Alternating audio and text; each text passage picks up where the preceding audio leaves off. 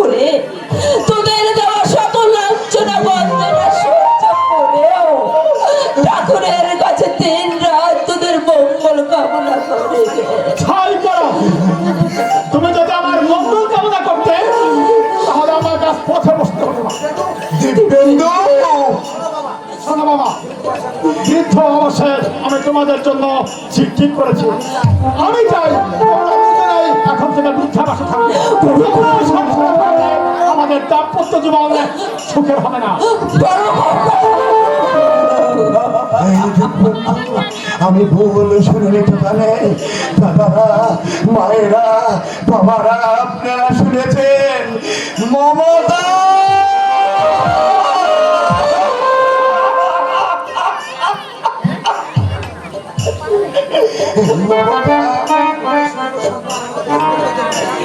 মমতা আমাদের সুযোগ্য সন্তান ও মায়েরা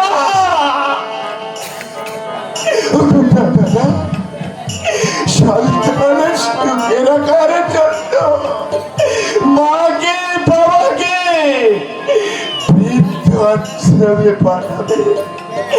বাকি সুন্দর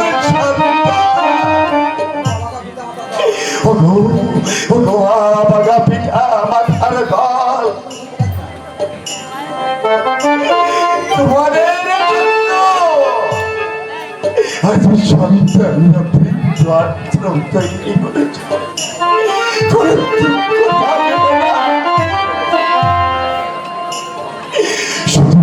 কথা বলতে চাই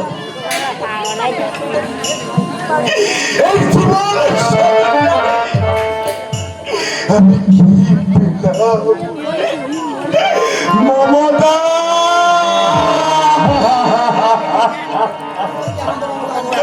আমার জীবনে কি আনন্দ মমতা, বলতে পারো মমতা?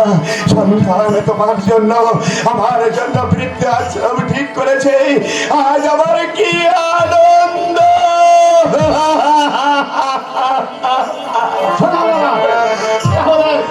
বিকেলেই তোমরা না, আমাদের পিছনে তো অত টাকা খরচ করতে হবে না। ওরে ওরে দিব্যেন্দু, টাকাগুলো দয়া করে তুই গুছিয়ে রাখ। একটা কথা মনে রাখিস দিব্যেন্দু, তোর যখন সন্তান হবে, তোকে যখন ওই বৃদ্ধ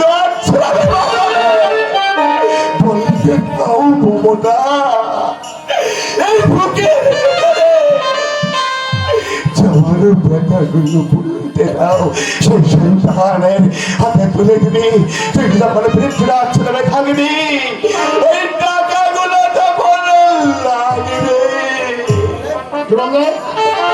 না। না, আর আমরা গলগ্রহ হয়ে থাকবো না মমতা। তোর মায়ের হাত ধরে আজ এই মুহূর্তে এই বাড়ি ছেড়ে চলে যাব। সন্তানের সুখে পাঠ যখন তখন ওই পথকে আসতে ধরে এই পথের মানুষের দ্বারে গিয়ে বলবো আমাকে একটু বয়স করে খাবো, তবু তোদের কলঙ্ক হয়ে থাকবো না মমতা। ভেঙে গেছে খেলাঘর, পালু চরে যে রেখা টেনেছিলাম আমি মমতা, হঠাৎ হঠাৎ সেই বাদ সেই পালু চরের রেখা উঠে গেছে। আর মমতা, এই বাড়িটা তো নিজের হাতে করেছিলাম, তাই শেষ বেলাতে এই বাড়িটাকে মাটিকে প্রণাম করে আজ আমরা চলে যাচ্ছে। ওরে দিব্যেন্দু, আর কোনদিন আসবো না বিরক্ত করতে। এসে মমতা, এই বাড়িটাকে শেষের প্রণাম জানিয়ে আজ আমরা চলে যাচ্ছে। দাদারা,